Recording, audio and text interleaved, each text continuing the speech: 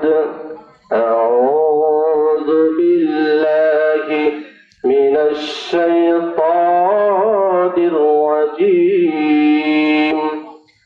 بسم الله الرحمن الرحيم قتل الإنسان ما أكفره من أي شيء خلقه من نطفة خلقه فقدره ثم السبيل يسره وقال النبي صلى الله عليه وسلم ألا وإن في الجسد مضغة إذا صلحت صلح الجسد كله وإذا فسدت فسد الجسد كله ألا وهي القلب وقال تعالى في شان حبيب إن الله وملائكته يصلون على النبي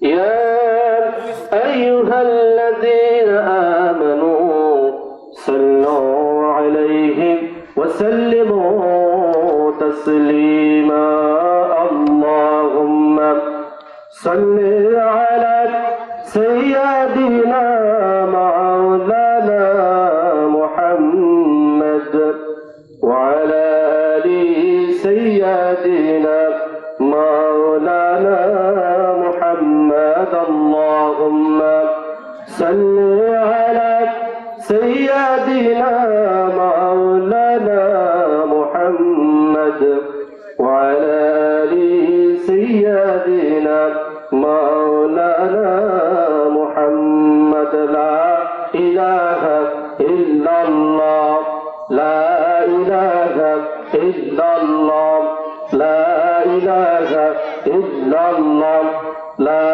إله إلا الله لا إله إلا الله لا إله إلا الله لا إله إلا الله لا إله إلا الله محمد رسول الله صلى الله عليه وسلم ঐতিহ্যবাহী বর্মনগ্রাম মরহুম সৈয়দ আলী মোল্লার রুহ মাগফিরাতে কামনায় আজ বার্ষিক ইসহারে ওয়াজ ও দোয়া মাহফিলে উপস্থিত রয়েছেন আজকের মাহফিলের সম্মানিত সভাপতি সাহেব, মঞ্চ উপবিষ্ট সম্মানিত ওলামায়ে কেরাম, মাহফিলের প্রধান বক্তা, প্রধান অতিথি, বিশেষ বক্তা, আমার সামনে বসা ইসলাম প্রিয়, তৌহিদ প্রিয় সম্মানিত মুসলমান ভাইরা, পদ্মার অন্তরালে আমার মা এবং বোনেরা, সকলের প্রতি আমি আন্তরিক সালাম জ্ঞাপন করছি। আসসালামু আলাইকুম ওয়া রাহমাতুল্লাহি ওয়া বারাকাতুহু। শুকর আদায় করছি সেই মহান রব্বুল আলামিনের দরবারে যে আল্লাহ সুবহানাহু ওয়া তাআলা আমাকে আপনাকে পবিত্র মাহে রমজানের পূর্ব মুহূর্তে মহতি জলসা কোরআন কারীমের মাহফিলে আসার বসার তৌফিক দান করলেন। আমরা খুশি না বেজার? আল্লাহ সুবহানাহু ওয়া তাআলা যাকে পছন্দ করেন তাকে দিনের জ্ঞান, দিনের কথা শোনার তৌফিক দান করেন, আর যাকে আল্লাহ সুবহানাহু ওয়া তাআলা পছন্দ করেন না তাকে দিনের জ্ঞান বা দিনের আলোচনা করার সুযোগ বা শোনার তৌফিক দান করেন না। আল্লাহ সুবহানাহু ওয়া তাআলার কাছে আমরা যদি পছন্দের না হইতাম, ভালোবাসার যদি না হইতাম, তাহলে আল্লাহ সুবহানাহু ওয়া তাআলা আমাদের এই গুটি কয়েকজন মানুষকে এই কোরআন কারীমের মজলিসে বসার তৌফিক দান করতেন না। যে মালিক আমাকে ভালোবেসে, আপনাকে ভালোবেসে এই কোরআন শোনার জন্য, হাদিস থেকে আলোচনা শোনার জন্য তৌফিক দান করলেন, সেই মালিকের দরবারে শুকর আদায় করছি আলহামদুলিল্লাহ। আমরা দুরূদ সালাম পেশ করছি সর্বকালের সর্বশ্রেষ্ঠ মহামানব সিদ্দিক মুরসালিন খাতামুন নবিয়্যিন, যে যুগে মানুষের কোনো সামাজিক মর্যাদা ছিল না, নারীদের কোনো মর্যাদা ছিল না, শিশুদের কোনো মর্যাদা ছিল না, আল্লাহ সুবহানাহু ওয়া তাআলা এমন একজন পয়গম্বর আমাদের মাঝে প্রেরণ করে এই বিশ্ববাসীকে নাজাতের ব্যবস্থা করেছেন। আমরা সেই নবীর বিনা দরখাস্তে, বিনা চাওয়ায় আমরা তার উম্মত হতে পেরেছি। এই জন্য সেই নবী করিম সাল্লাল্লাহু আলাইহি ওয়াসাল্লামের প্রতি আমরা আরেকবার দুরূদ শরীফ পাঠ করছি। আল্লাহুম্মা সাল্লি আলা মুহাম্মাদিন ওয়া আলা আলি মুহাম্মাদ কামা সাল্লাইতা ওয়া সাল্লামতা আলা ইব্রাহিম ওয়া আলা আলি ইব্রাহিম ইন্নাকা হামিদুম মাজিদ। সম্মানিত উপস্থিতি, আল্লাহ সুবহানাহু ওয়া তাআলা যতটুকু ধৈর্য দিবেন কথা বলার জন্য, শোনার জন্য, আমরা ততটুকু চেষ্টা করবো ইনশাআল্লাহ। দোয়া চাই, দোয়া করবেন যেন মালিক এমন কিছু কথা আমার আপনার মুখ থেকে বের করে দেয় যে কথাটা আমার আপনার জন্য নাজাতে উসিলা হয়ে যায়। মাহফিল দেওয়ার উদ্দেশ্য হলো একটা মানুষ যেন পরিবর্তন হয়ে যায়। আগে বেনামাজি ছিল, এখন যেন নামাজি হয়। আগে কোরআন পড়ার জন্য উদ্বুদ্ধ হয় নাই, এখন যেন কোরআন শরীফ পড়তে উদ্বুদ্ধ হয়। একজন মানুষ অন্যায় অশ্লীল কাজ করতো, সেটা বাদ দিয়ে যেন ভালো কাজ করে, এটাই হচ্ছে মাহফিলের উদ্দেশ্য। কিন্তু আমার আপনার জীবনকে যদি একটু হিসাব মিলাই, ওয়াজের হিসাব, যে কত বছর ওয়াজ শুনতেছি কিন্তু জীবনে কোনো পরিবর্তন নাই, বুঝে নিতে হবে আসা যাওয়া শোনার মধ্যে কোনো আমার কল্যাণ নিহিত নাই। যদি আমি আপনি আমলের নিয়তে শ্রবণ করতে পারি মনোযোগ সহকারে, তাহলে ইনশাআল্লাহ আশা করা যায়, আশা রাখি আমার আপনার জীবন পরিবর্তন হওয়া সম্ভব। মানুষ শান্তি কম। আমাদের গ্রামের অভ্যাস হলো ঈশা নামাজ পড়ে আমরা আলোচনা শুনতে আসি, কিন্তু কোরআন কারীমের কথা থেকে আমরা যে মাহরুম হচ্ছি এটা একটু বুঝি না। এজন্য আমি আমার এলাকার বাসীদেরকে অনুরোধ করব, যারা এখনো এদিক সেদিক ঘোরাফেরা করছেন, মেহেরবানি করে কোরআন কারীমের আলোচনা শোনার জন্য আপনারা অতি শীঘ্রই মাহফিলের কেন্দ্রে চলে আসুন। আপনাদের সম্মুখে সূরা আদ-দাসার 7 থেকে 21 নম্বর আয়াত তেলাওয়াত করছি। রাসূল আকরাম সাল্লাল্লাহু আলাইহি ওয়াসাল্লামের অগণিত হাদিস থেকে একটি হাদিস পাঠ করছি। আল্লাহ রাব্বুল আলামিন অত্র আয়াত এবং হাদিসে আমাকে যেন কিছু কথা বলার জন্য তৌফিক দান করেন। সকলে বলেন আমিন। হাসবুনাল্লাহু ওয়া নি'মাল ওয়াকিল, নি'মাল মাওলা ওয়া নি'মান নাসীর। আল্লাহ সুবহানাহু ওয়া তাআলা মানব জাতিকে পথ দেখানোর জন্য যুগে যুগে নবী রাসূল প্রেরণ করেছেন। এই মানব যেন পথভ্রষ্ট না হয়ে যায়, সেই জন্য নবী রাসূল প্রেরণ করার সাথে সাথে গাইডলাইন দিয়েছেন আল কোরআন। আমাদের নবী করিম সাল্লাল্লাহু আলাইহি সাল্লামের প্রতি যে কোরআন নাযিল হয়েছে, এই কোরআন কারীম হচ্ছে সবচেয়ে সুন্দর এবং সত্য কথা। কারণ এই কোরআন তো কোনো মানব রচিত গ্রন্থ না, এই কোরআন হচ্ছে আল্লাহর গ্রন্থ, আল্লাহর ঐশী বাণী। আল্লাহ বলছেন ওয়ামান আসদাকু মিনাল্লাহি কিলা, কার কথা চেয়ে সত্য হতে পারে যে কথাটা আমি বলি, অর্থাৎ আল্লাহ চাইতে কার কথা সত্য হতে পারে। যে এই জন্য আমি এদিক সেদিক কোনো কথাবার্তা বলবো না, ডাইরেক্ট কোরআন থেকে চেষ্টা করবো সংক্ষিপ্ত সময়ের মধ্যে কিছু কথা বলার জন্য। মেহেরবানি করে আপনারা যারা এখানে আছেন দিনের কান লাগাইয়া মনোযোগ সহকারে শোনার জন্য চেষ্টা করবেন। আর এই ওয়াদা বদ্ধ হবেন যে আল্লাহ এই মাহফিল থেকে যে কথাগুলো শুনবো, আমাকে এবং শ্রোতা বক্তা যারা আছে সকলেই যেন আমরা বাস্তব জীবনে আমল করতে পারি। শুনে না আমিন। আল্লাহ সুবহানাহু ওয়া তাআলা মানুষ সৃষ্টি করছেন খুব আদর করে, মায়া করে, ভালোবেসে। শুধু তাই না, এই মানুষকে আল্লাহ সুবহানাহু ওয়া তাআলা এত মর্যাদা দিয়েছেন, হাদিস শরীফে পাওয়া যায় ফেরেশতাদের চাইতেও মানুষের সম্মান বেশি। সুবহানাল্লাহ। আল্লাহ রাব্বুল আলামিন কোরআন কারীমের মধ্যে বলেন ওয়ালাকাদ কাররামনা বনি আদম, ওয়ালাকাদ কাররামনা বনি আদম, আমি বনি আদমকে সম্মান করে সৃষ্টি করেছি, সম্মানিত করেছি। এই মানুষকে এত সম্মানিত করেছেন, এত ইজ্জত দিয়েছেন আল্লাহ রাব্বুল আলামিন। পূর্বের যুগের মানুষদের একটু সম্মান দেন নাই, যেই মানুষকে আখিরি জামানার মানুষকে সম্মান দিলেন। এই মানুষ যদি সম্মানিত করে আল্লাহ রাব্বুল আলামিন সৃষ্টি করেন, এই সেই জামানার মানুষের কাজও ভালো হওয়া দরকার। কারণ যে জাতির যত মূল্য, যে জিনিসটার বড় সম্মান, বড় ইজ্জত, তার দায়িত্ব বেশি বড়, দায়িত্ব কর্তব্য বেশি বড়। সুতরাং আল্লাহ রাব্বুল আলামিন আমাদেরকে মানুষ হিসেবে সৃষ্টি করেছেন, আমাদের দায়িত্ব তেমন বড়। আল্লাহ রাব্বুল আলামিন পৃথিবীতে যা কিছু সৃষ্টি করেছেন, এই সমস্ত মাখলুকাতের থেকে মানুষ বেশি সব কিছু সুযোগ সুবিধা ভোগ করে। অন্য কোন প্রাণী কিন্তু এত সুযোগ সুবিধা ভোগ করে না। গরু, হাঁস, মুরগি, ছাগল, সূর্য, গাছপালা, তরুলতা যা কিছু আছে, এই সমস্ত সব কিছু মানুষের তাবেদারি করে, মানুষের গোলামি করে। কারণ আল্লাহ রাব্বুল আলামিন শ্রেষ্ঠত্ব দান করেছেন, মানুষদেরকে সম্মান দিয়েছেন। এই মানুষ একমাত্র শুধুমাত্র আমি আল্লাহ তাআলার দাসত্ব করবে। সুবহানাল্লাহ। আল্লাহ বলছেন ফাদখুলি ফি ইবাদি ওয়াদখুলি জান্নাতি। বান্দা, আমি আল্লাহ তাআলা দাসত্ব করবে, গোলামি করবে, ইবাদত বন্দেগী করবে, আর এর বিনিময়ে আমি আল্লাহ তাআলা তোমাদেরকে জান্নাতের মেহমান বানাই দিব। সুবহানাল্লাহ। তাহলে আল্লাহ দাসত্ব করবে, আল্লাহর গোলামি করতে হবে।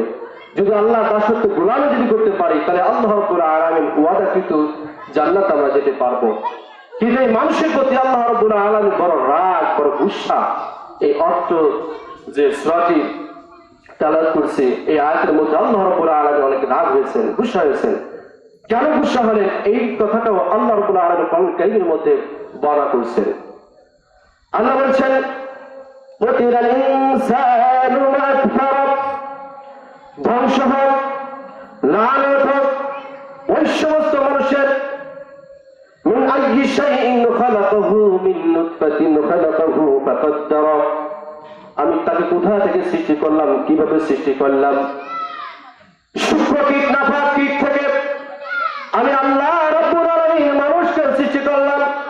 যে আল্লাহ সুবহানাহু ওয়া তাআলা মানুষকে সম্মান করে সৃষ্টি করলেন, সম্মানিত করলেন, সেই মানুষের প্রতি আল্লাহ রাব্বুল আলামিন আবার বেজার হলেন, রাগ হলেন। কারণটা কি?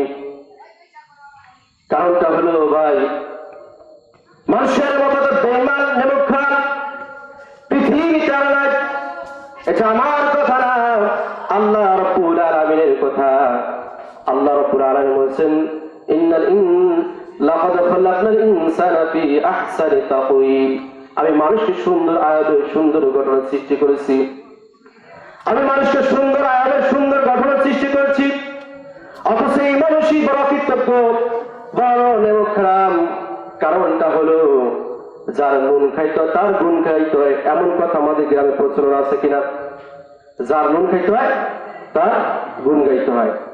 আল্লাহ রাব্বুল আলামিন এই পৃথিবীর জমিনে আমরা বসবাস করি, যে মালিক আমাকে আপনাকে বাঁচিয়ে রেখেছেন, তার ইবাদত বন্দেগী দাসত্ব আমি আপনি করলাম না, তাহলে আমার চাইতে আপনার চাইতে বড় নেমখারাম পৃথিবীতে কেউ নাই।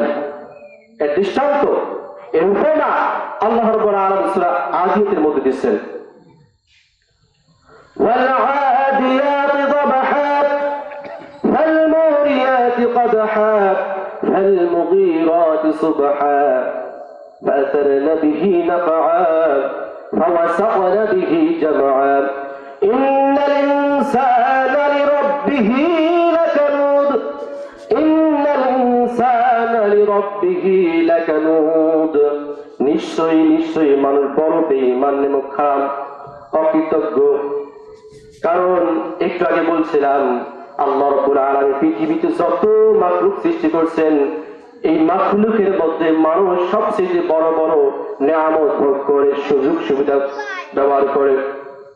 আমরা মানুষ আল্লাহ তাআলার প্রদত্ত নিয়ামতকে আমরা শুকর আদায় করলাম না। আল্লাহ যে প্রদত্ত যে রিজিক দিয়েছে সেটা আমরা শুকর আদায় করলাম না। আমাদের আপনাকে যে শরীর সুস্থতা আল্লাহ তাআলা দান করছেন, এই শরীর সুস্থতার শুকর আদায় করলাম না। আল্লাহ রাব্বুল আলামিন এই সূরার মধ্যে দৃষ্টান্ত দিয়েছেন ঘোড়ার সাথে। ওয়ালআদিয়াতি যাবহা, আল্লাহ যুদ্ধ শেষে ঘোড়ার শপথ।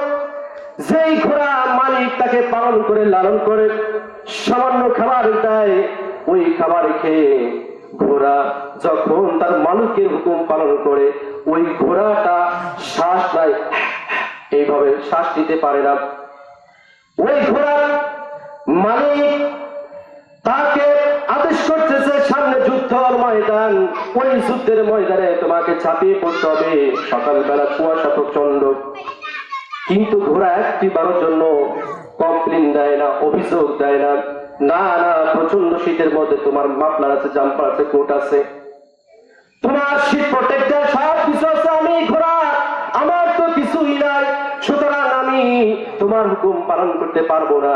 ওই যুদ্ধের ময়দানে গেলে আমার জীবনটা চলে যাবে, সুতরাং তোমার হুকুম আমি পালন করবো না, আমি যাবো না। ঘোড়া কিন্তু কুশ্চিন্তার কথা বলে নাই, কারণ আগে যুদ্ধ হচ্ছে ঘোড়া দিয়ে। আল্লাহ রাব্বুল আলামিন বলেছেন এই ঘোড়া সামান্য খাবার খেয়ে যুদ্ধের ময়দানে চাপে পড়বে। সকালবেলা প্রচন্ড কুয়াশা, তার কোনো শীতের পোশাক নাই, কিছু নাই। তারপরে মালিক হুকুম করেছে, আনন্দ চিত্তে মালিককে নিয়ে দৌড়ায় চলে যায়। একটা ঘোড়া মালিকের দাসত্ব করে, একটা ঘোড়া মালিকের দাসত্ব করে জীবনটা চলে যাবে এই মায়া সে করে না। যুদ্ধের ময়দানে চলে গেলে জীবনটা বাইর হয়ে যাবে এই মায়া সে করে না। মালিক কি হুকুম করছে বিদায় যেতেই হবে আমার। আল্লাহ রাব্বুল আলামিন বলছেন, এই ঘোড়া চাইতে মানুষ তোমার বড় কৃতজ্ঞ, এই মানুষ তোমার ঘোড়া চাইতে বড় অকৃতজ্ঞ। কারণ আমি আল্লাহ তাআলা এই আসমান আর জমিন সৃষ্টি করেছি, এটা আমার হলো বাড়ি, এটা আমার হচ্ছে এরিয়া। আর এই এরিয়ার মধ্যে থেকে তুমি বিনা টাকায় তুমি সূর্যের আলো গ্রহণ করো, বিনা টাকায় তুমি অক্সিজেন গ্রহণ করো, বিনা টাকায় বিনা চার্জে তুমি আমার জমিন খুঁড়ে খুঁড়ে গাছপালা লাগাইয়া সেই ফল খাও। ও বান্দা, এটা আমার বাড়ি, আমার এরিয়া, আর আমার সাথে তুমি নাফরমানি করো, গাদ্দারি করে চলবে না। এটা কি চলবে না। আল্লাহ রাব্বুল আলামিন এই জন্য বলছেন, বান্দারে কত নিয়ামত দিয়ে তোমাকে যে পরিপূর্ণ করে রাখলাম, কত নিয়ামত দিয়ে যে তোমাকে পরিপূর্ণ করে রাখলাম, তুমি এটা তো বুঝলে না।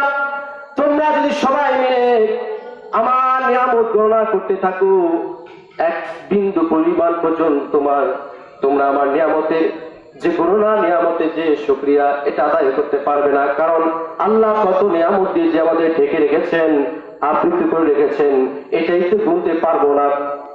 গুনতে পারলেই গুনতে পারলেই তো নিয়ামতের শুকর আদায় হবে। আল্লাহ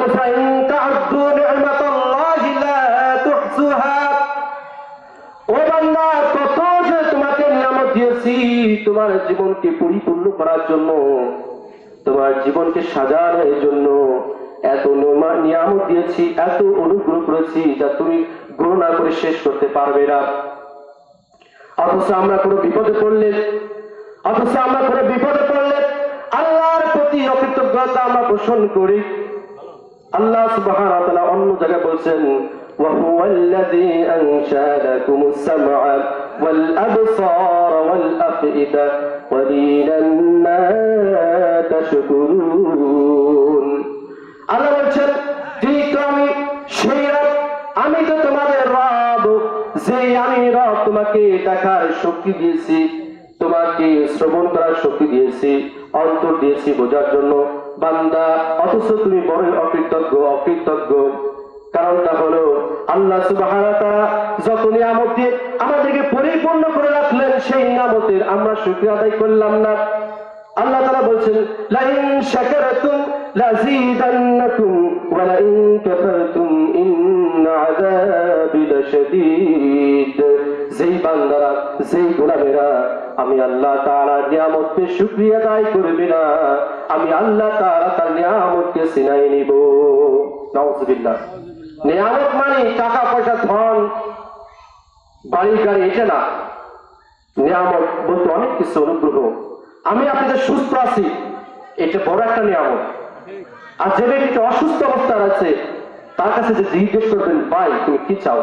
বলছে, আমার কোটি কোটি টাকার সম্পত্তি আছে, তোমরা নিয়ে যাও, আমাকে একটু সুস্থতা ফিরে দাও। যমুনা কোম্পানির মালিক তিনি কিন্তু এই কথা বলছিল করোনার সময়, যেমন সব সম্পত্তি তোমরা নিয়ে যাও, আমাকে একটু বাঁচাও, শান্তি দাও, আমি একটু বাঁচতে চাই।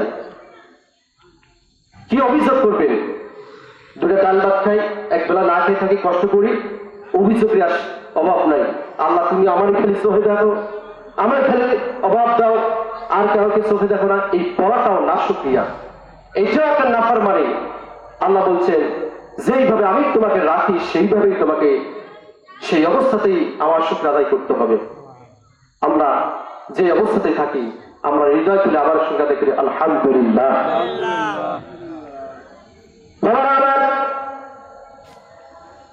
মুসা পয়গম্বর আল্লাহ সুবহানাহু ওয়া তাআলার সাথে কথা বলার জন্য যাচ্ছেন। পথিমধ্যে হাঁসের সাথে দেখা, এমন একটা মাস চলতেছে যে এই মাসে কোথাও পানি নাই, খাল বিলে কোথাও পানি নাই। হাঁস পানির জন্য ছটফট করতেছে। কৃষকেরা পানির অভাবে চাষবাস করতে পারতেছে না। মানুষগুলো ছটফট করতেছে পানির কারণে, পানির অভাব। মুসা সাথে কথা বলার জন্য যাচ্ছেন, ওই হাতগুলো মুসা পয়গম্বরের সামনে সে ব্যারিকেড দিচ্ছে। বলছে মুসা পয়গম্বর কোথায় যান? বলছে যাই আল্লাহ সুবহানাহু ওয়া তাআলার সাথে কথা বলার জন্য। বলছেন আপনি আল্লাহর সাথে কথা বলবেন, আপনার কাছে একটি আবেদন দরখাস্ত, সেটি হলো আমরা পানির অভাবে কষ্ট সহ্য করতে পারতেছি না, মালিকের কাছে যে জিজ্ঞেস করবেন আমরা কবে পানি পাবো, অর্থাৎ বৃষ্টি কবে নামবে, আর ওই বৃষ্টির পানি যখন খাল বিল হয়ে যাবে আমরা তখন ওই পানিতে ডুবাবো, আনন্দ ফুর্তি করবো, একটু যে জিজ্ঞেস করবেন। মুসা পয়গম্বর আল্লাহ সুবহানাহু ওয়া তাআলার কাছে যে বললেন আল্লাহ আপনার মাখলুক হাতগুলো পানির জন্য ছটফট ছটফট করতেছে, তারা আপনার জানিয়েছে কবে আপনি বৃষ্টি দান করবেন। আল্লাহ সুবহানাহু ওয়া তাআলা মুসা পয়গম্বরকে বলেন মুসা ওই হাতদেরকে যে বলবেন আজ থেকে নিয়ে শুরু করে 40 বছর পর আমি আল্লাহ তাআলা পানি দিব। সুবহানাল্লাহ বলেন। আজ থেকে শুরু করে 40 বছর পর যে আমি পানি দেব, হাজদেরকে যে কথাটা বলবেন, মুসা পয়গম্বর আল্লাহর ফয়সালা কিছু করার নাই, মনটা বেজার করে আসতেছেন হাজদের কি জবাব দিবেন আল্লাহর ফয়সালা 40 বছর পর। মুসা পয়গম্বর আসতেছেন হাজদেরকে দেখা, হাসা বলতেছে ইয়া মুসা কালিমুল্লাহ আল্লাহ সুবহানাহু ওয়া তাআলা আমাদের ব্যাপার কি বলছেন একটু বলেন। মুসা পয়গম্বর মনটা বেজার করে নিচের দিকে তাকিয়ে আছেন, বলেন না। বলছেন বলেন কি সংবাদ আমাদের জন্য রাখা হয়েছে, আল্লাহ তাআলা কি আমাদেরকে ফয়সালা করেছেন বলেন। মুসা পয়গম্বর বলছেন ও আল্লাহর মাখলুকাত শোনো, আল্লাহ সুবহানাহু ওয়া তাআলা আজ থেকে শুরু করে 40 বছর পর যে তোমাদের জন্য আকাশ থেকে বাড়ি বর্ষণ করবে, বৃষ্টি দান করবে, এই কথা শোনার সঙ্গে সঙ্গে হাতগুলো দৌড়ায় যে একটার সঙ্গে আর একটা গলায় মিলাইয়া এরকম করে, একটাকে পাখা দিয়ে বাড়ি দেয়, আর একটা ঠোঁট দিয়ে এরকম নাড়াচাড়া দেয়, একজন ঠোঁটের সাথে আর একটা ঠোঁট মিলায়। মুসা পয়গম্বর বলছেন কি ব্যাপার, কি হলো, তোমরা এমন করছো কেন, রাগ হয়েছে কিনা? বলছে মুসা পয়গম্বর না আমরা রাগ হই নাই, রাগ হই নাই। মুসা পয়গম্বর কথাগুলো শুনে বাড়ির দিক যাচ্ছেন, বাড়ি না যেতে যেতেই আল্লাহ সুবহানাহু ওয়া তাআলা আকাশ থেকে পানি দিয়েছেন। সুবহানাল্লাহ। আল্লাহর খেলা বোঝা বড় দায়, কাকে কখন কোন অবস্থাতে কোন নিয়ামত দিয়ে পরিপূর্ণ করবেন এটা আমরা বুঝতেই পারি না। মুসা পয়গম্বর তিনি অবাক হয়ে গেলেন, ব্যাপারটা কি? আল্লাহ তাআলা তো ঘোষণা করে দিয়েছেন, ফয়সালা করে দিয়েছেন, আল্লাহর কথা তো এদিক সেদিক হতে পারে না। কারণটা কি, কি ব্যাপার, কোন কারণে আল্লাহ সুবহানাহু ওয়া তাআলা আজকে পানি দিল, বৃষ্টি বর্ষণ করলো? আমার আল্লাহ তাআলা মুসা কালিমুল্লাহকে বলেন মুসা কালিমুল্লাহ এই আমার মাখলুক দেখার কথা বলতে পারে না, কিন্তু তোমার সাথে কথা বলার সুযোগ দিয়েছি, তারাও তোমার সাথে কথা বলেছে। ও মুসা জানি এই আমার মাখলুকাত, আপনার মাখলুকাত হাত আমার ফয়সালাকে তারা আনন্দ চিত্তে মেনে নিয়েছে। হাতগুলো 40 বছর পর পানি পাবে, এই সংবাদ যদি আমাদের কেউ দিত আমরা কি করতাম বলেন? আমাদের অবস্থা আন্দোলন শুরু হয়ে যেত। কিন্তু আল্লাহ সুবহানাহু ওয়া তাআলা ফয়সালা 40 বছর পরে পানি দিব, কিন্তু হাসের আন্তরিকতা, হাসের আল্লাহর নিয়ামতের প্রতি শুকরিয়া আদায় এমন ভালো লাগছে, আল্লাহ সুবহানাহু ওয়া তাআলা ওই হাস মাখলুকাতের প্রতি খুশি হয়ে আকাশ থেকে বৃষ্টি দিচ্ছে। সুবহানাল্লাহ। অথচ আমরা মানুষ এত বড় মূর্খ, বিনা টাকা বিনা পয়সায় আমরা প্রতিদিন অক্সিজেন ব্যবহার করছি, সূর্য থেকে আলো গ্রহণ করছি, অথচ আল্লাহ সুবহানাহু ওয়া তাআলা একটা হুকুম আমরা পালন করতে চেষ্টা করি না। এসে বড় নাফরমান আর কেউ আছে বলে নাই। আমার মতন আপনার মতন বড় নাফরমান বান্দার কেউ নাই। লক্ষ লক্ষ টাকা খরচ করে মসজিদ দিছি, কিন্তু দুঃখের বিষয় হলো মসজিদে মুসল্লি করতে পারবে না। আল্লাহ বলছেন আলাম নাজআল লাহু আইনাইন ওয়া লিসানান ওয়া শাফাতাইন। আল্লাহ বলছেন বান্দারে আলাম নাজআল লাহু আইনাইন, আমি তোমাকে দুটি চোখ দিয়েছি দেখার জন্য। আলহামদুলিল্লাহ বলেন, আর আলহামদুলিল্লাহ। যার দুটি চোখ নাই তার কাছে যে যদি বলেন ও ভাই তোমার মা দেখতে কেমন, ওই ভাইটি হাউমাউ করে কান্নাকাটি করে বলবে ভাই তুমি তো জানো আমার দুটি চোখ নাই, আমার সাথে কেন মস্করা করো? কিন্তু আমার আপনার চোখ দিয়েছেন আল্লাহ।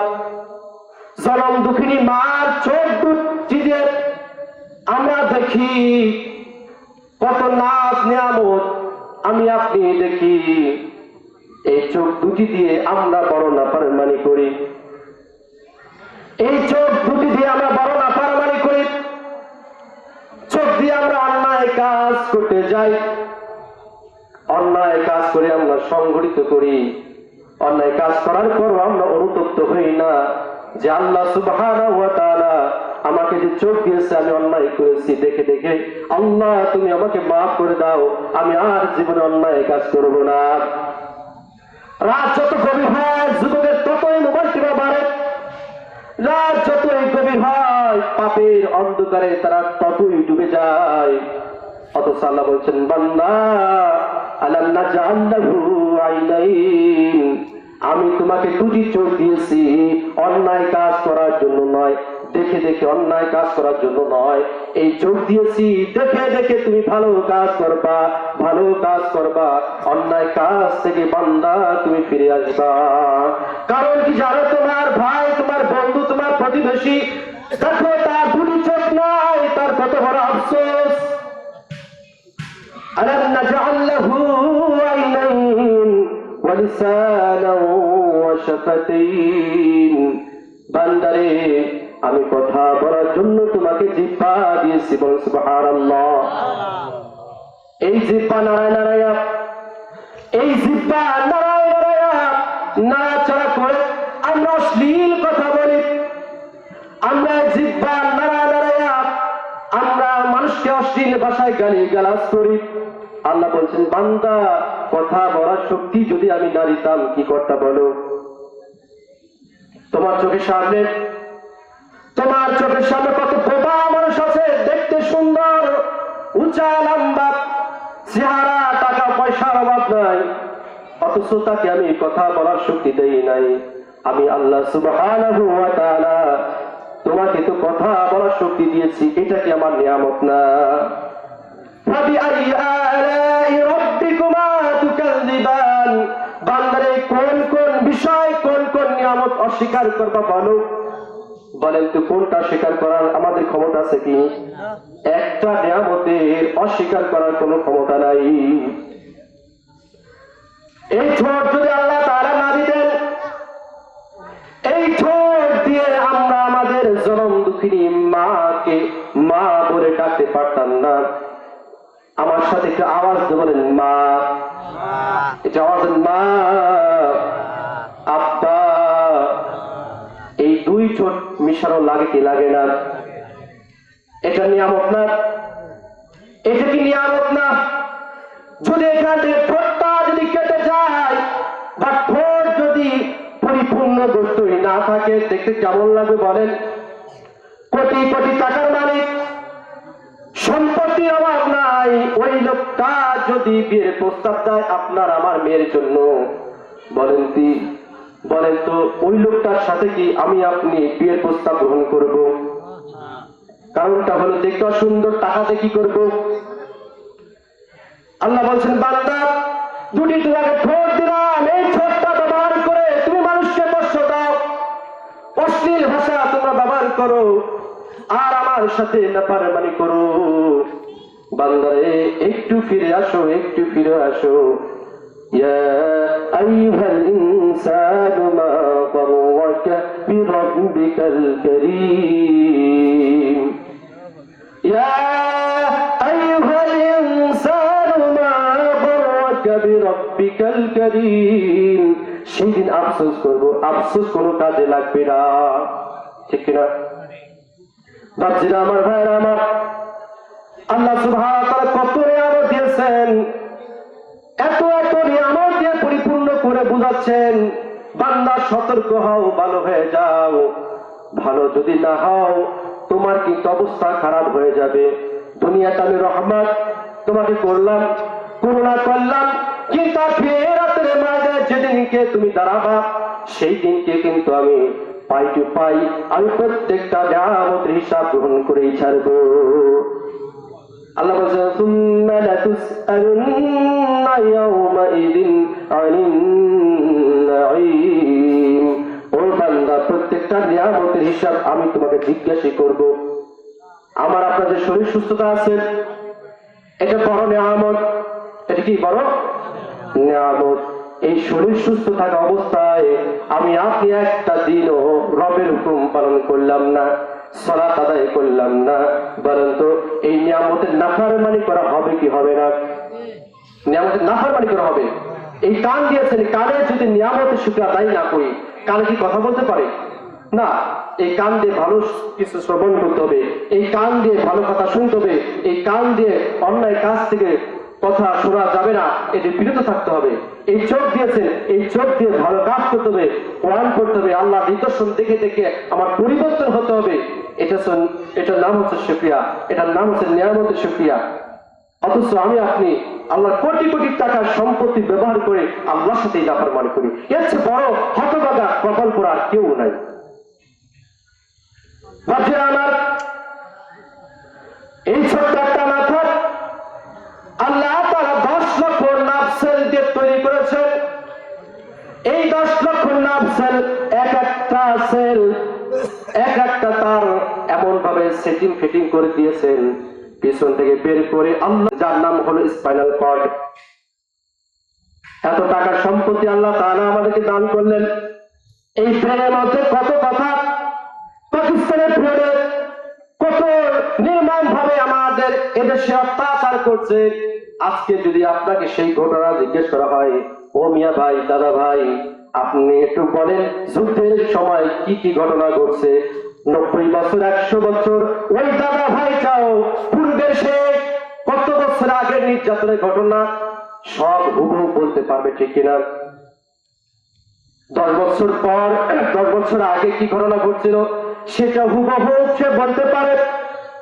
কত কথা আমরা এই ছোট্ট মাথার মধ্যে রয়েছে। আল্লাহ বলছেন, বান্দারে, এই ধারণ ক্ষমতা তো আমি আল্লাহ তাআলা দিয়েছি, এই মাথার বুদ্ধি দিয়ে, চিন্তা দিয়ে অন্যায় কাজ কিভাবে তুমি করো। তোমার চোখের সামনে কত বছর পাগল বানাই দিয়েছি, ঘরে থাকতে পারে না, রাস্তায় রাস্তায় ঘুরে বেড়ায়, আর আমি আল্লাহ তাআলা তোমাকে সুন্দর একটা মেমোরি কার্ড দিয়ে পরিপূর্ণ করে দিয়েছি, তোমাকে চলার শক্তি দিয়েছি, ভারসাম্য জীবন দিয়েছি। ও বান্দা, কিভাবে আমার সৃষ্টি নিয়ামত দিয়ে তুমি আমার সাথে নাফরমানি করো? এই মাথার কত বড় ক্ষমতা আল্লাহ দিয়েছেন দেখেন। ক্যাসেট, আগেকার যখন আমরা কোন নতুন কথা রেকর্ড করার জন্য চেষ্টা করতাম, তখন ওই ক্যাসেটের মধ্যে, ফিতার মধ্যে পুরান কথা ডিলিট করে নতুন কথা আমরা যোগ করতাম, ঠিক কিনা? কিন্তু দেখেন, প্রতিদিন নতুন নতুন নিত্য নতুন কত কথা আমার আপনার মাথার মধ্যে ঢুকে যায়, অত পূর্বের একটা কথা মনে বা করে না। যিনি জ্ঞান দিয়েছেন, যিনি স্মৃতিশক্তি দিয়েছেন, তিনি কে? আছে কিনা? তিনি কে? আল্লাহ। সেই আল্লাহর শুকরিয়া আমরা আদায় করলাম না। তা আল্লাহ তো গাফার কথাই, ঠিক কিনা? প্রতিদিন ইনসানের মাগফিরা, মানুষ ধ্বংস। কারণ মায়ের পেটে যখন ছিল তখন তার কোনো অস্তিত্ব ছিল না। আল্লাযী খালাকাকা ফাসাওয়াকা ফাআদালাক ফি আই সূরাতিন মা শাআ রাক্কাবাক। বান্দারে, আমি আল্লাহ তাআলা তোমার মায়ের পেট থেকে নাই থেকে আমি তোমাকে এইভাবে সৃষ্টি করেছি। দুনিয়ায় এসেছো, আমার জমিনে তুমি চলাফেরা করো অহংকার বসে, তাকব্বুরি দেখাও, ক্ষমতা দেখাও, অথচ তোমার এই নাম কাম কি তাকে ছিল না। তোমার সূক্ষ্ম কীট থেকে আমি আল্লাহ তাআলা দান করেছি। তোমার এত কিসের অহংকার রে বান্দা, কিসের অহংকার? আল্লাহ সুবহানাহু ওয়া তাআলা তিনি মানুষদের একটি বিবেক দিয়েছেন, বুদ্ধি দিয়েছেন, যেন আমরা বুঝতে পারি। এই বুঝ নিয়ে যেন আল্লাহ দাসত্ব করে আল্লাহর ওয়াদাকৃত জান্নাতের মেহমান হতে পারি। সুবহানাল্লাহ। কিন্তু দুঃখের বিষয় হলো আমাদের মাথা থেকে শরীর পর্যন্ত অন্যায় জর্জরিত। আপনাদের সম্মুখে একটা হাদিস তেলাওয়াত করেছিলাম, পাঠ করেছি। হাদিসটা ছিল আলা ওয়া ইন্না ফিল জাসাদি মুদগা, নিশ্চয়ই গোশতের টুকরা আছে একটা, ইদা সালাহাত সালাহাল জাসাদু কুল্লু, যখন একটা ওই গোশতের টুকরাটা ভালো থাকবে, পবিত্র থাকবে, ওয়া ইদা সালাহাত সালাহাল জাসাদু কুল্লু, তখন গোটা শরীর ভালো থাকবে, ওয়া ইদা ফাসাদাত ফাসাদাল জাসাদু কুল্লু, যখন ওই গোশতের টুকরাটা খারাপ হয়ে যাবে তার শরীরটাই পুরোটাই অপবিত্র হয়ে যাবে, নষ্ট হয়ে যাবে। এবার বলছেন আমার আপনার অন্তরটা কলবটা নষ্ট হয়ে যাওয়ার কারণে আমি আপনি অন্যায় কাজ করে থাকি, এই অন্তরটাই কলবটা পরিবর্তন করার দরকার আছে কি নাই? ভাবছেন আমার এই অন্তরটা পরিবর্তন করার জন্য পবিত্র মাহে রমজানের রোজা রাখা ছাড়া বিকল্প কোনো পথ নাই। আল্লাহ তাআলা বলছেন ইয়া আইয়ুহাল্লাযীনা আমানু কুতিবা আলাইকুমুস সিয়াম কামা কুতিবা আলাল্লাযীনা মিন ক্বাবলিকুম লাআল্লাকুম তাত্তাকুন। আল্লাহু আকবার। আল্লাহ বলছেন মানুষ তোমরা যারা ঈমান এনেছো আমি আল্লাহ তাআলা তোমাদের প্রতি ফরজ করেছি রোজা। শুধু এটা নতুন যে তোমাদের উপর চাপাই দিয়েছি তা না, এই ফরজ বিধানটা আমি আগেকার মানুষদের প্রতিও আমি ফরজ করেছিলাম। সুবহানাল্লাহ। কেন করেছিলেন? আল্লাহ তাআলা বলেছেন লাআল্লাকুম তাত্তাকুন, আমি আল্লাহ তাআলা এই রোজা ফরজ করছি এই কারণে যেন বান্দা তোমরা তাকওয়া অর্জন করে খোদা দিতে আমল করে আমি আল্লাহর কাছে হাজিরা দিতে পারো। সুবহানাল্লাহ। তাহলে রমজান মাসে আমরা রোজা রাখতে পারবো কি পারবো না? চেষ্টা করি। আল্লাহ সুবহানাহু ওয়া তাআলা দেখেন এই রমজানটা ফরজ করছেন গরিব মানুষের দুঃখ কষ্ট বোঝার জন্য।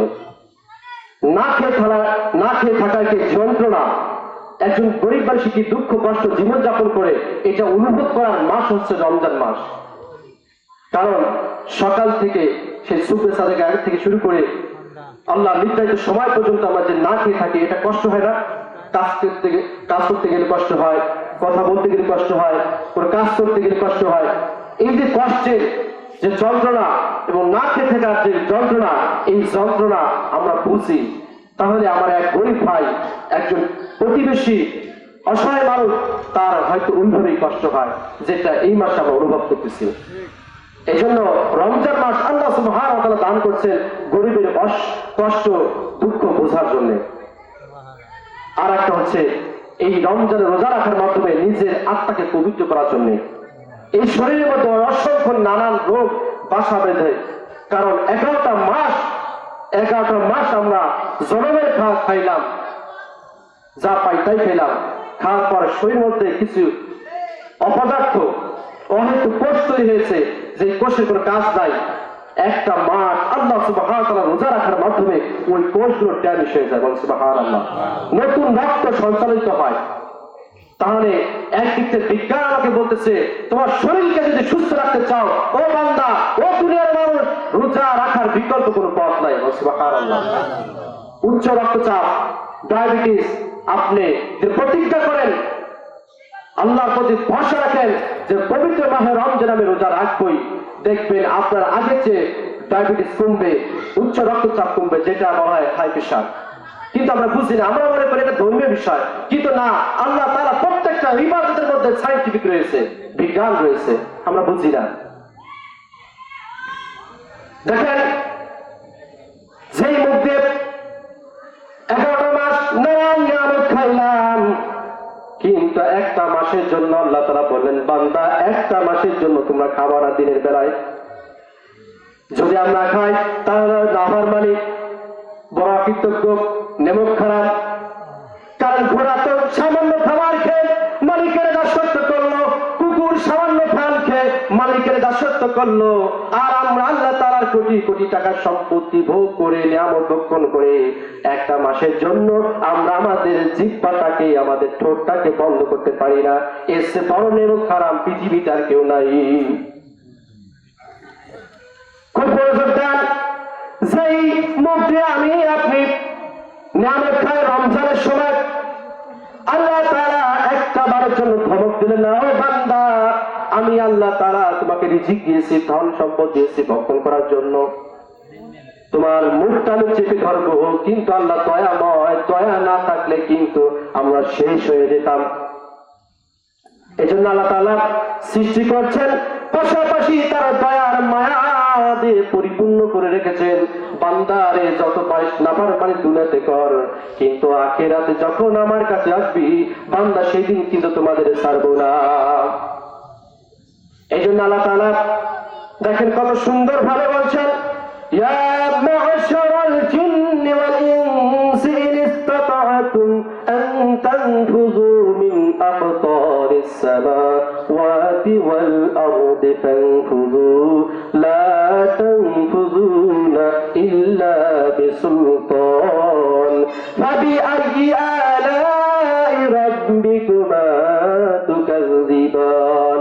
ও মানব জাতি, ও মানব জাতি, এই আসমান হলো আমার বাড়ির ছাদ, আর জমিন হলো আমার ফ্লোর। আমার বাড়িতে থেকে আমার হুকুম পালন করবে না, আমার সত্য করবে না, আমার বাড়ি ছেড়ে চলে যাও, বের হয়ে যাও আমার আসমান ছেড়ে, বের হয়ে যাও আমার জমিন ছেড়ে। কিন্তু ভাইরা আমার, বন্ধুরা আমার, আসমান আর জমিন ছেড়ে আমরা কোথাও যেতে পারবো না। কোথাও কি যেতে পারবো না। শেষ কি মৃত্যু? মৃত্যুর পরে কোথায় রাখবে? মৃত্যুর পরে তো সেই মাটিতে রাখা হবে। সুতরাং আসমান আর জমিন ছেড়ে তো আমরা যেতে পারবো না। আমরা যদি এতই ক্ষমতা দেখাই, এতই বড়াই দেখাই, আমি এই করব সেই করব, কিন্তু আমি আপনি তো কিছুই করতে পারি না যদি আল্লাহ ধরার মতন ধরে বসে। এই জন্য সময় থাকতে আল্লাহ তাআলা পবিত্র নাম ভক্ষণ করে আল্লাহ তাআলা দাসত্ব করি। আর আল্লাহ দাসত্ব যদি না করি ভাই, কপাল কিন্তু পুড়ে যাবে, কপাল পুড়ে যাবে। বলবেন শক্তি আছে, সামর্থ্য আছে, টাকা আছে, কামাই করবো, খাবো। আল্লাহ বলছেন না রে বান্দা, আমি যদি আল্লাহ তোমাকে না দান করতাম তুমি খেতে পারতো না। ওই ফসলের জমি তুমি চাষ করো, মনে করো আমি ফসল ফলাইছি না, ফসল ফলার যে গুণাগুলি রয়েছে এটা তুমি তো করছো, কিন্তু ফসল থেকে যে উৎপাদন হবে, যে গাছ বড় হবে, গাছে যে পাতা খাবে, রস খাবে, যে আলো খাবে, এটা কিন্তু আমি আল্লাহ তাআলাই সরবরাহ করে থাকি। গমের বীজ আমরা বপন করে দিয়ে আসি, কিন্তু গম থেকে কি হয়? গাছ হয়, গাছ থেকে আস্তে আস্তে ফুল হয়, ফল হয়। এটা দেন কি? আল্লাহ। কে দেন? আল্লাহ। আল্লাহ বলছেন বান্দা, এই পানি যদি লবণাক্ত হয়ে যেত তাহলে কিন্তু তোমরা জমি চাষবাস করতে পারতে না, মিষ্টি পানি তোমরা পান করতে পারতে না। দেখবেন সাগরে যখন পানি বেশি বাড়ে, চাপ হয়, নদীর পানিও তখন বাড়ে, ঠিক কিনা? সাগরের পানি যখন কমে যায়, নদীর পানি তখন কমে যায়, তাহলে বুঝবেন নোনা পানি আর মিষ্টি পানি একটা সম্পর্ক আছে। যেহেতু নিচ থেকে লেয়ার তৈরি, সমস্ত পানির যোগ শুদ্ধ হলো সমুদ্রে। আল্লাহ তাআলা দেখেন কি সিস্টেম ভাবে, কি সুন্দর ভাবে বুঝাচ্ছেন বান্দা। এই লবণাক্ত পানি ঠেউতে ঠেউতে, বাড়িতে বাড়িতে, কম্পনে কম্পনে মিষ্টি পানি কখনো লবণাক্ত হয়ে যায় না। যদি সমস্ত পানি লবণ হয়ে যেত বান্দা, তুমি কঠিনকালেও ওই গম, ধান, পাট তুমি বোনাতে পারতে না, ফসল হতো না। ও বান্দা, এটা আমার বিধান। মারাজাল বাহরাইনি ইয়ালতাকিয়ান বাইনাহুমা বারযাখুল লা ইয়াবগিয়ান। সুবহানাল্লাহ বলেন। এটা আমার বিধান বান্দা, লবণ পানি দিয়েছি, এই লবণ পানি থেকে যে সমস্ত সামুদ্রিক মাছ আমি আল্লাহ তাআলা সৃষ্টি করেছি, এই সামুদ্রিক মাছ তুমি ভক্ষণ করে তোমার শরীর সুন্দর করবে, স্বাস্থ্য সুন্দর করবে, তোমার হাড়কে শক্ত করবে। হাড় ক্ষয়ে যায়, হাড়ে ব্যথা থাকে, দেখবেন কত সুন্দর সুন্দর ডাক্তার ওষুধ দেয়, ঠিক কিনা? অথচ আল্লাহ সুবহানাহু ওয়া তাআলা ওই ডাক্তারের মধ্যে কি বুদ্ধি দিলেন, কোন কাজ দিলেন মাথার মধ্যে?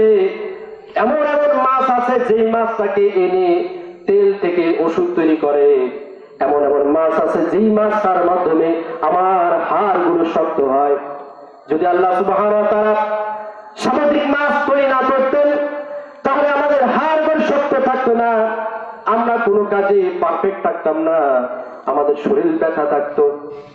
যে মালিক এত সুন্দর মধ্যে পরিপূর্ণ করেছেন সেই মালিক একটু রাগ হওয়াটাই স্বাভাবিক, ঠিক কিনা? এই জন্য বলছেন, বান্দা আমার এই বাড়ি ছেড়ে চলে যাও, এই জমিন থেকে চলে যাও, যেতে কোথাও তোমরা পার পাবে না, শেষ পর্যন্তই আমার কাছে ফিরে আসতে হবে। বান্দারে এতই যদি তোমাদের ক্ষমতা থাকে তাহলে তোমরা কেন আগে আমার কাছে ফিরে আসো না? তাহলে আমরা এই রমজান মাসে একটি শপথ নিতে পারি। কি শপথ? আমি রমজান মাসে রোজা রাখবো। কি রাখবো? রমজান মাসে রোজা রাখার কারণে আমার আধ্যাত্মিক চিকিৎসা হবে, আমার শারীরিক চিকিৎসা হবে, আর আমি আল্লাহ তাআলার কাছে নৈকট্য অর্জন করতে পারবো। শুধু রমজানের মাসে রোজা রাখার মধ্য দিয়ে কিন্তু প্রকৃত পরিপূর্ণ তাকওয়া অর্জন করা সম্ভব নয়। আল্লাহ সুবহানাহু ওয়া তাআলা সেই কথা কোরআন কারীমের মধ্যে বলছেন, শাহরু রমাদান আল্লাযী উনজিলা ফীহিল কুরআন হুদাল লিন-নাস ওয়া বাইয়িনাতিন মিনাল হুদা ওয়াল ফুরকান। বান্দারে, পবিত্র মাসে রমজানে আমি তোমাদের প্রতি রোজা ফরজ করছি, সেই সাথে সাথে আমি আল কোরআন নাযিল করেছি, ফুরকান নাযিল করেছি। এই ফুরকান তোমরা পড়ে পড়ে রূহের চিকিৎসা নেবা। কথা বুঝতে পারছেন আপনারা? তাহলে রমজান মাসে চেষ্টা করবেন কোরআন আলিফ বা তাহফা করে পড়ার জন্য আর রোজা রাখার জন্য। আল্লাহ রাব্বুল আলামিন আমাদের সকলকে এই পবিত্র মাসে রমজান রোজা রাখার জন্য তৌফিক দান করেন। আর যে সমস্ত কথা অপছন্দ বললাম, লোক নাই তো যে কোনো কথা আর কি আসলে আসতে চায় না, এই জন্য যে কথাগুলো বললাম বিক্ষিপ্ত ভাবে, আল্লাহ সুবহানাহু ওয়া তাআলা আমার যে কথা সৌন্দর্য হয়েছে, ভুল হয়েছে তা ক্ষমা করে দেন।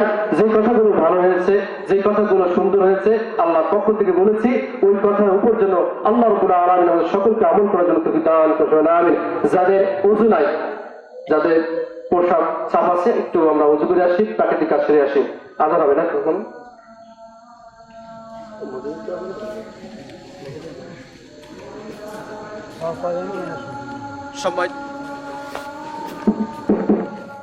সম্মানিত এলাকাবাসী, এখন এই পবিত্র এশার আজান হবে, এখানে জামাত হবে। আপনারা মেহেরবানি করে পবিত্র এশার সালাত আদায় করার জন্য মাহফিলের প্যান্ডেল চলে আসুন।